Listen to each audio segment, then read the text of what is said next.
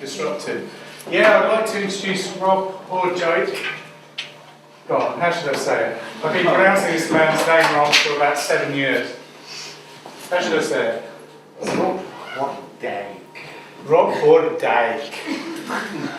This is the Hordijk system, and this is the Rob Hordijk Blipper box. And I met Rob in Amsterdam because Joker Nies was sitting at the table and he said, "You've got to introduce yourself to this guy. This guy needs to make you a synthesizer."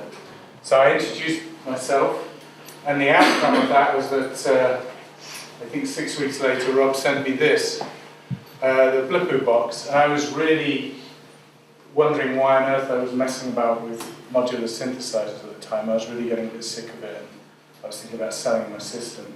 And then I got this, and I sat on my bedroom floor for about 2 weeks, staying up all night, just going crazy with it, thinking this thing is amazing. And the thing I really liked about it is it didn't sound anything like any of the stuff that Finley was just talking about. It doesn't sound anything like a Moog, it doesn't sound anything like a Korg. So even though I know nothing about electronics, I could sort of tell that this was an original box and a product of original thinking. And since then, Rob's gone on to be more widely known and has made this whole modular system, and the Benjalin, his workshop instrument. So we're very, very pleased to have Rob here to talk about his work and his thinking. And actually, I don't know what you're going to talk about. I'll think of something in a minute. I think that's the introduction. Thank you. Okay, I'll send some more people up. Well, I'm Dutch, so I have this really strange IJ thing in my name, which is called a ligature, meaning that actually it's one sound. It's the sound I, and it's very uncommon in the rest of the world. So many people outside of the Netherlands, they call me Rob Hordijk, like Richard has done for 7 years. It's I. I'm sorry, I cannot do anything about it. Okay, well, I was asked to do a talk here. Actually, when I came here, that question of, oh, can you do a little talk? It sort of turned out to be on the paper like, he's going to do a master class. And I thought like, oh shit. University of Manchester, master class, I have to really be very, very, get all the theory and all that stuff and talk for 2.5 hours only boring language. And so then I thought when I came here like, no, I think it's slightly different. I will probably be able to make some sounds and just talk in a wide range. But I would like to sort of have a little talk about how to build a synthesizer. Well, first of all, you don't decide to become a synthesizer builder. That just happens. People sort of trick you into that, sort of force you into that, because it's a big job to sort of design a synthesizer. For instance, in a system like this, you're talking about 5,000 components, 5,000 parts. Every part has to be thought about.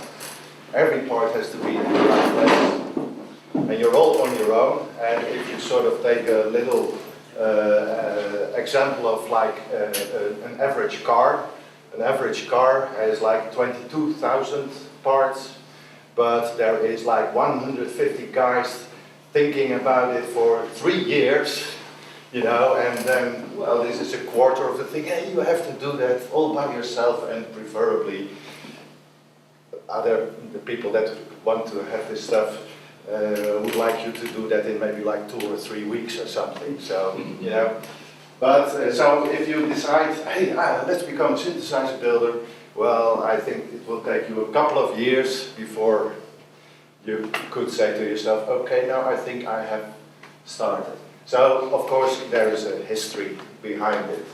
And basically, The history is pretty simple. When I was like 12 years, I started to tinker with electronics, buying kits, electronics, experimental kit, and finding out that I found it much more interesting if it made sounds than when lights started to blink. And so I started to get more and more into, hey, electronics that can process sound, that can do sound. And I remember, like when I was maybe 14, I actually built a ring modulator with like 10 transistors and getting it from schematic from some magazine and sort of setting it up on a board and then connecting an old microphone that somebody had gave me and connect that microphone to my desk lamp that had these springs to set it, and then I could connect it to a little amplifier and start drumming with sticks on the springs, and I thought, wow, you know, so that's how most of us start. And then now we're many years later, so basically it has changed. So what sort of things do you need? What sort of abilities do you need to have to sort of build this kind of stuff? Well, in a way, I was very lucky because I went to art school when I was 17, and I studied sculpting and jewelry making, and then you learn how to use your hands and make complex and delicate stuff, and you have no fear anymore to use tools or strange tools and work with materials, and that is absolutely an advantage, because it's not only about electronics, it is very much about the mechanics of building stuff, of assembling stuff and working with the materials, etc. And getting everything to fit, which is also a very important thing. And in the early 80s, when I had finished that study, then it was punk time. Everybody of my generation was out of work. We were called Generation X, and everybody thought that for us there would never be any work and we would always be unemployed, etc., etc., etc. So especially if you did a hand trade, that was sort of considered like, that's something from the past. If you cannot do some sort of weird kind of nerdy thing in computers, there's no future for you.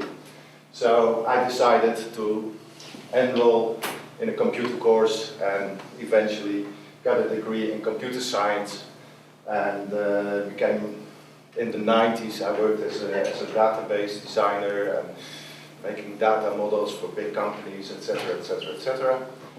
In the meanwhile, I still made music, had synthesizers, built stuff, had worked at an electronics company in the late 80s, where we made electronics that's used in hospitals, medical electronics, the little machines that they connect to the vein where all the chemicals go through to put you down when they operate on you.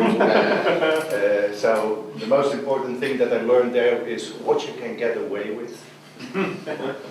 And that is very important to know, what you can get away with. And so basically, and then in the 90s I spent my 12 years doing database design for big companies, and by the year 2000 I had a very healthy bank account, but I was feeling utterly depressed and very unhappy, and I hated this corporate world and the kind of things that you encounter there. It's like you're constantly hitting walls that will never break, and I thought, okay, you know, I don't want to spend my life like this. I just don't know what to do, but I'm stopping this job and I just will see what happens. And just at that time, there was people that I knew in Sweden, a company called Clavia. They had made a digital modular synthesizer called the Clavia Nord Modular, and probably some of you will know that machine. And because I knew them, I sort of got involved in that world, and I spent like 2 or 3 years just writing lots and lots of emails on email lists and only figuring out stuff, but also making music with the thing, and etc., etc. And then around 1994, 1995, they built a new model, which was called G2. And I got even more heavily involved in that project. But for some reason, that G2 didn't sound like I like things to sound.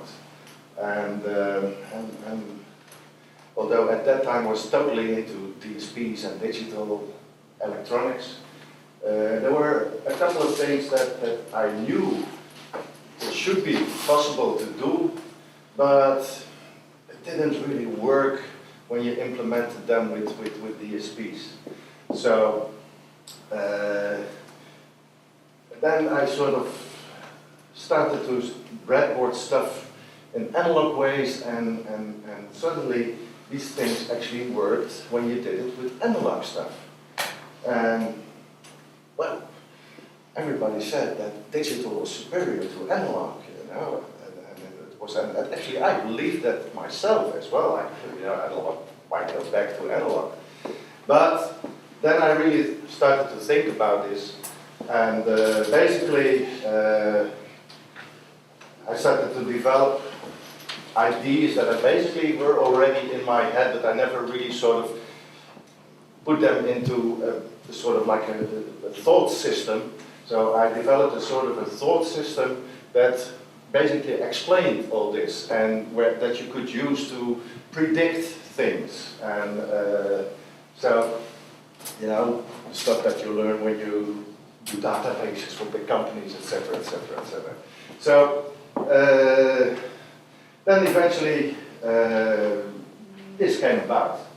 But so to make a thing like this, you need a couple of things.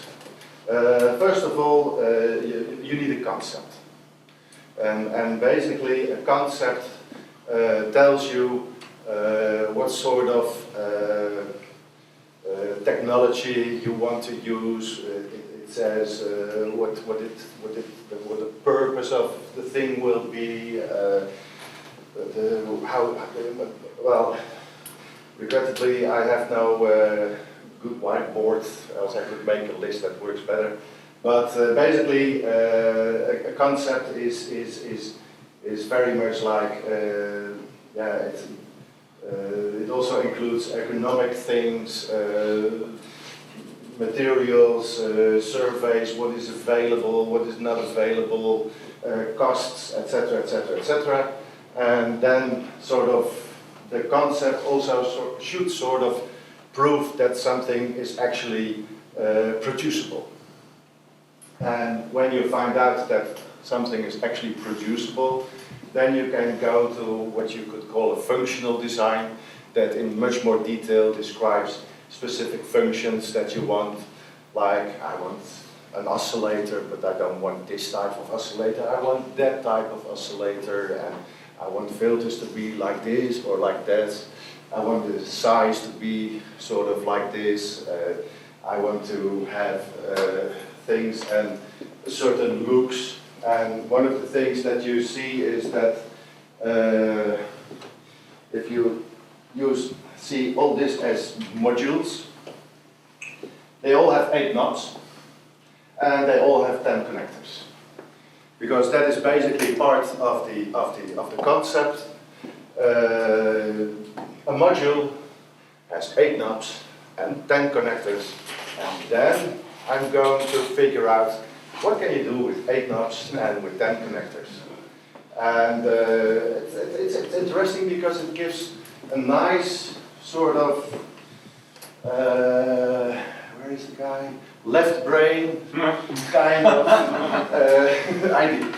So, but that can also be used by right brain, right part of the brain people, because if you have a nice and clean layout, there's nothing wrong with a nice and clean layout. So, and I noticed that many systems don't have that kind of layout. And they say, well, that has an advantage because If your oscillator has like 2 knobs here and 1 in the middle and 2 knobs down, and your envelope generator has your knobs like that, then it's easy to see where your oscillator and your envelope generator is. And that's true in the first weeks that you have the system. But after a couple of weeks, you know exactly where everything is. So it is not necessary to do it that way. So you can make a choice to do it that way, but it's an equally valid choice not to do it that way and come up with a sort of like the design like this. And the idea of the 8 knobs actually comes from digital stuff, because if you look at the modular G2, that has sort of like 8 endless knobs with displays, and guess who came up with that idea? The idea was that what is the maximum amount of knobs that you would ever need for a module? Of course, you cannot really answer that question, because you can think of a module with 25 knobs or 1,000 knobs, you know, but sort of in a practical kind of sense, with 8 knobs for most modules, that's plenty, you know. But if you go for to use 3 knobs, limit yourself to 3 knobs, you will have instances where I really need 2 more, you know. So just to make the design easier for myself, I thought, well, okay, let's stick with an 8 knob kind of thing, and 10 connectors. And from these 10 connectors, there could be 9 inputs and 1 output, or 1 input and 9 outputs. That doesn't matter. I try to sort of have the top inputs and the bottom row outputs, but that's not very consistent for everything. Another thing is that for me, the word modular synthesizer, for me has nothing to do with modules, physical modules. For me, a modular synthesizer basically means that everything is modulatable. I find that much more important, actually. I find that the essential thing of a modular synthesizer. What sets it apart from other synthesizers is that basically everything is modulatable, should be modulatable. And if it is modulatable, then for me there's also no difference between low frequency signals and audio frequency signals. That should be completely transparent. Why should a modulation signal not go from a very low LFO range up to 20 kilohertz in one knob suite? You know, so and there's other manufacturers that have completely different ideas about that. So, you know, those are all choices that are part of the concept.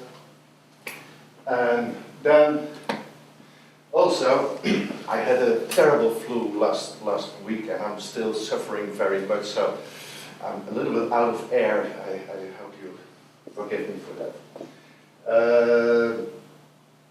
Another thing about if you design a synthesizer is that you have to know the material that you work with. And what is the material that you work with a synthesizer? Electricity.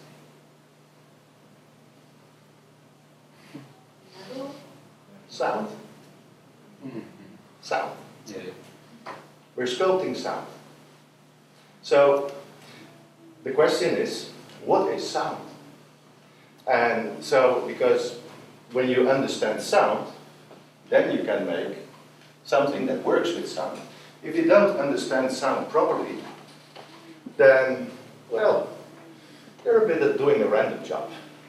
Now, you might have very interesting results, no problem with that, but you might also fail miserably, but no one will ever know because it will not come out. So, before you start to do that, you have to think about, you know, what is sound? What is sound really? And sound basically is vibrating air, and that is because our universe is very elastic. Everything in the universe is able to compress and expand, and sometimes at very high rates. and gases are very good in expanding expanding and compressing at audio rates, and because of that we are able, and because we are sort of walking around in the sea of air, sort of swimming in it, you know, we are able to hear sounds. And there is a science that is about how people perceive sound, that's called psychoacoustics, and that is also, if I teach to students, I always ask the question, what is the weakest link in the audio chain? And the students immediately say, the human. Of course, it's not the speakers, it's not the amplifiers, the synthesizers, it's how we basically perceive sound. First of all, nobody perceives sound in the same way, because some people hear other frequencies and don't hear other frequencies. When we get older, the hearing changes. And there's also one very important thing about sound, that there's only basically 3 reasons why we are able to, why we have this hearing as a sense. And these 3 reasons are, first of all, it's a warning system against danger. Second, it's a information system to tell us that there is food around. And third, it's an information system that tells us that we can procreate. That's the only 3 reasons why we have hearing. So, because we have this hearing already, you know, way back from the Big Bang or creation or whatever you want, but it's a long time. So basically everything that happens when you hear sounds can be explained for some reason when you just imagine that we're sort of back in the Stone Age and we're walking through nature, and there's dangers and there's food and there's partners. And for instance, like I remember that in the 80s there was this sort of idea that they wanted to make this sound for movies, and the sound should be really sort of impressive and scary sound to sort of enhance the experience of the movie, especially when they started to do all these disaster movies. And they had this idea that should be really low frequency sounds, but very loud, so it would make you shake. But actually such sounds are not scary at all. You know, I can tell you that the most scary sound, and some may have experienced this, if you're walking by night in the woods and it's quiet and you stand still for a moment and right behind you you'll hear a very soft rustling. I can tell you, immediately you're full of adrenaline. But it's a very simple reason, that's immediate danger there. Yeah? If you hear a very low sound, that's probably very far in the distance. Because the atmosphere is like a filter. Very high-pitched sounds over a distance actually become very low-pitched sounds. Like with thunder, if the thunder is far away, and you immediately feel, oh, that's very far away. But when the lightning actually strikes just a couple of yards away from you, you don't hear a low sound, you just hear very high sound. So the atmosphere actually is sort of like a transformer of sound, and all our mind and hearing knows this and works with this. And the moment when we start to listen to recordings and you experience things like, for instance, you feel like there is no depth in the sound, things like that, all have to do with this subject. But I can do a 5-hour lecture on this subject alone, so I won't do that because I also want to talk about a little bit about this machine. So, now if you want to process sounds, now we come to electricity, of course. And, but if you process sounds, you're talking about waves. And waves always span a certain amount of time. And within that time, there is rhythmic fluctuations. And that is very important to realize, because if you work with DSPs and digital audio systems, it's very easy to make the mistake to only think in numbers. And in the actual number that is at this moment the actual sample. But, and also if you work with analog electronics, it's the momentary value of a voltage. But if you only see that, then you miss the point, because what you do is you actually look at waveforms. And that is what it's all about. So, you have to realize the synthesizer system has two types of modules, basically. One generates waves, and the other type of module processes waves. And this wave processing and the wave generation, basically there is mathematics that can sort of do that for you. And these mathematics are relatively old, you know, it's all Isaac Newton kind of mathematics about a circular movement and a sine and a cosine and stuff like that. So it's not really very modern. Quite interestingly, you know, is that the people that are really into sound synthesis and using computers for that, etc., they're familiar with Fourier analysis. And I remember that at the end of the 80s, Fourier analysis suddenly became the thing. And, but nobody realizes that Jean-Jacques Fourier himself, he lived in Napoleonic times. Actually, he was a mathematician employed by the Napoleon army, and his task was to calculate how much gunpowder you had to put in the gun and at what angle you had to aim it to have the bullet land on the general's head on the other side. And, but he only had to do that maybe twice a week, so the rest of the time he was just sitting in his stand. And he came up with Fourier analysis. And, so, but at that time, it wasn't even known that sound consisted of sine waves and that it was a wave phenomenon. So it was a total mathematic kind of exercise in his head, and it was only almost 200 years later that suddenly, wow, Fourier analysis, that's the bomb. That's what we gotta do. We gotta build bigger and faster computers to be able to do that and make sound with it. So that's very, I always find that very interesting to see how these things work out. So now basically, if a sound is made, it is made at a point and it travels like a sphere, and you get what they call a wavefront. And so basically you have to sort of realize that a sound is always a three-dimensional kind of thing. But many people don't think of sound as a three-dimensional kind of thing.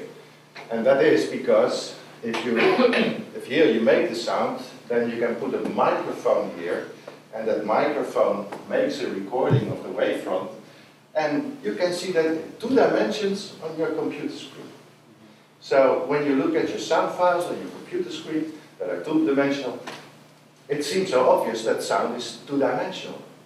But the waves don't have to be 2-dimensional. Still, the sound recording is accurate. So, and that is also quite interesting, because when you start to do, for instance, I use an oscillator, which nobody else makes, because I basically invented it myself, and it's based on this principle of basically that sound is a 3-dimensional kind of thing. Because, and also that's very close to basically the idea of Fourier, because Fourier realized that to express the amplitude of one single wave, you can express that as basically a combination of a sine and a cosine value. And if you have both the sine and the cosine value, then the combination of both of them, basically a certain amount of the sine plus a certain amount or minus a certain amount of the cosine, sort of creates a new waveform that looks like a sine wave or a cosine wave that looks exactly the same, but has a different amplitude and has been sort of shifted in time in respect to one particular point.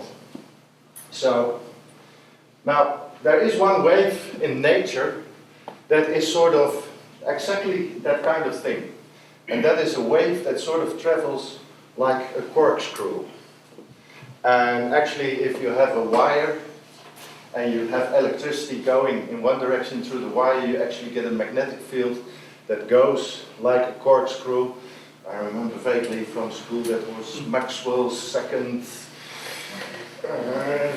thing. And, but you can also sort of see it as a different thing, like, for instance, if you have a rotating wheel, and on the wheel you have a little lead, so the lead goes like this. If this wheel rotates like this, but the wheel is also coming towards you, you will also get a corkscrew. And then if you have this sort of corkscrew wave, you can make a plane that is vertical and a plane that is horizontal. And then basically on the horizontal plane you will see like the sine, and on the vertical you see like the cosine. And then with the principle thought out by Fourier, it is actually possible to sort of manipulate the amplitude, the momentary amplitude of a resulting waveform, and also give it a certain kind of wave shift. So I thought, well, actually I had this idea. I remember it very well because it was on a Saturday in June 1984. I was sitting on a terrace and I was having it was a warm day, and I was having an orange juice, fresh pressed orange juice, around about 1 or 2 o'clock, and I was sitting there and I was thinking about basically how to calculate samples, because I was into sort of getting into digital sound, and then at that moment it dawned upon me to sort of look at waves in this kind of three-dimensional way. And it's not,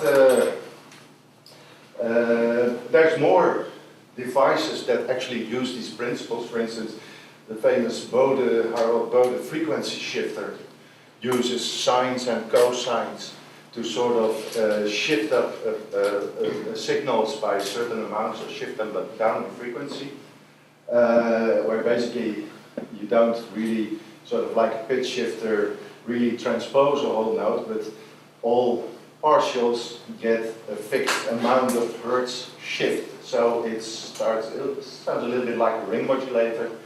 It's a weird effect, but it uses the same kind of principle, so it's not really new to think in that direction. And because basically what I thought was like, now if you have a sine wave and you use the output of that sine wave to frequency modulate itself using linear feedback, as it is called, then the resulting wave is a waveform that has all harmonics. The deeper you modulate, the louder the higher harmonics get. Only it doesn't look at all like a sine wave, actually, or like a sawtooth wave or something that also has all these harmonics. Actually, you have one big problem, and that is that you get an enormous DC shift. Basically, what starts like a nice sine wave around zero becomes almost like something like that, with a large surface positive and only a little bit negative. So it sort of pushes your signal almost out of range. It's something that you don't really want in an audio system, because it basically pushes your signal towards one end of the power where it starts clipping. So it's not very useful to do it that way. But if instead of using the sine wave for the feedback, you use the cosine wave, what happens is that that nice sine wave actually starts to skew really nicely towards the sawtooth waveform, because it is the cosine that cancels the DC shift, and it actually the sign that enhances the DC shift. So I thought, hey, that's interesting. And so, like 10 years ago, I thought, I'm going to do this on a DSP. Let's program this on a DSP. It should work. Theoretically, it should work. It's sound. But it didn't. For the very simple reason that if you feed back, you actually need immediate feedback. So, but if you feed back in a digital system, the feedback will always have a Z-1 sample delay. And that will sort of eventually shift your signal, your feedback, because there's feedback on feedback on feedback, out of phase, and it doesn't work. So then you have another option, and that is do all the recursive calculations up to maybe 100 levels within one sample. But then you suddenly need a very big, expensive computer again, because then you need to do a lot of calculation, and you don't know exactly when you're done with recursion. So that's not a very good idea to do. So that doesn't work. You have another problem with digital approach, and that is that when you do digital processing, every time when you apply a non-linear operation, like for instance a multiplication, basically when you look at a waveform, you have to increase your bandwidth because you actually start to create harmonics. And these harmonics are higher in frequency, and you need more bandwidth to process these harmonics. And if you don't, they start to interfere and cause aliasing, and you don't want that. So, and what is a multiplication? Well, if you just open and close a fader, that is multiplying. So, you do a lot of multiplications if you do synthesis. So, and if you start to do recursive synthesis, then, well, you should start with sample rates like 4 megahertz and things. So it didn't work, and I was totally frustrated that I couldn't get it to work, because I thought, wow, you know, we're going to have this new oscillator in the G2 and stuff. So then I thought, well, let's try it on a breadboard and do it the analog way. So I set up a little breadboard, using maybe 3 or 4 chips, a couple of resistors, a couple of transistors, capacitors, powered on, one knob, and let me see. I need to power this up.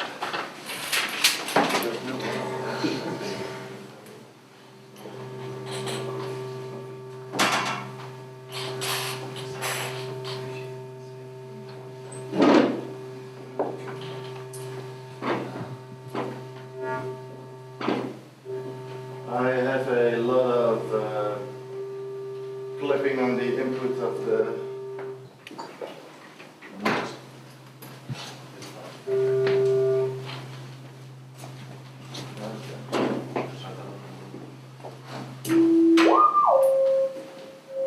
I get a little bit more volume out of the Genelex. Correct screwdriver, yeah. Some cables, maybe.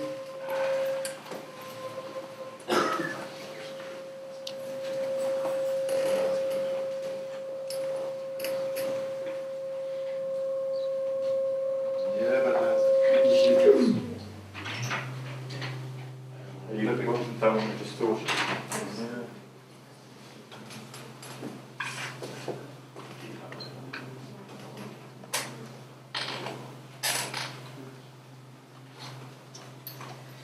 Okay, we already hear something. Maybe in a moment it's getting a little bit louder. Now, this sounds like a sine wave. And the interesting thing about a sine wave is that a sine wave has sort of like no timbre. Or in the same way that distilled water has no taste. Of course, distilled water tastes like distilled water, so a sine wave sounds like a sine wave, but there are no harmonics. So it is a very neutral kind of sound. it's also interesting that if you have two sine waves, they never seem to sound out of tune. Maybe an experiment we can do later. So basically this is a sine wave oscillator, and then the wave shaping is if you open this knob, then you can hear that the harmonics build up.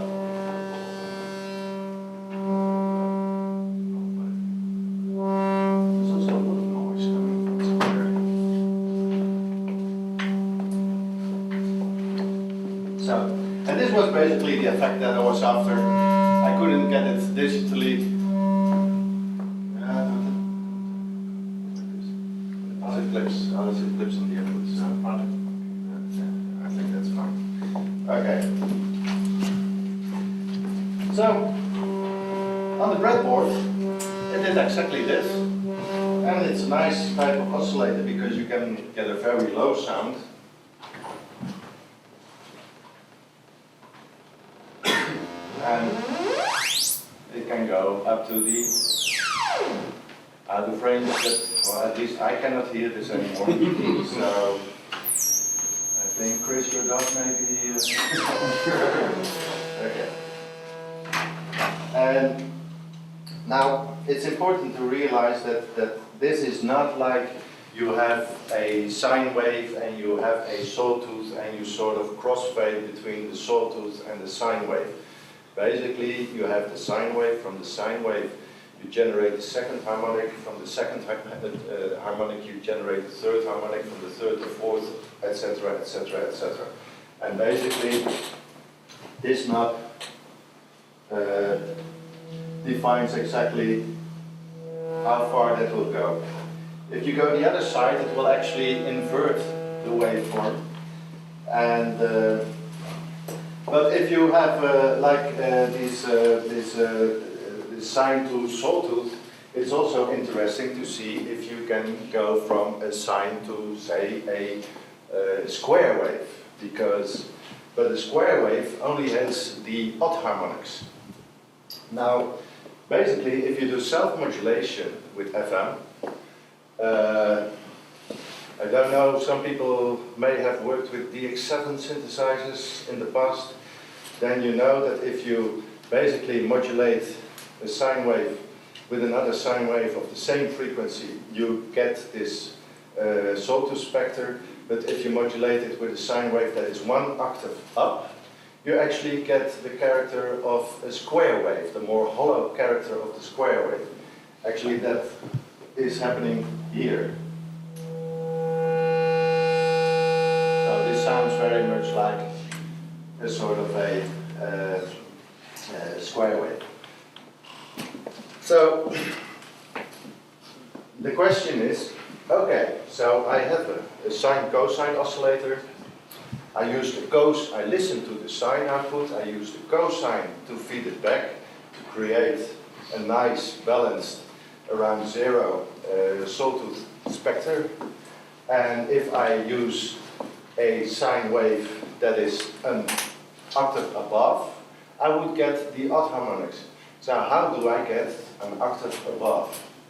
And then there is some nice mathematical functions called the Chebyshev polynomials.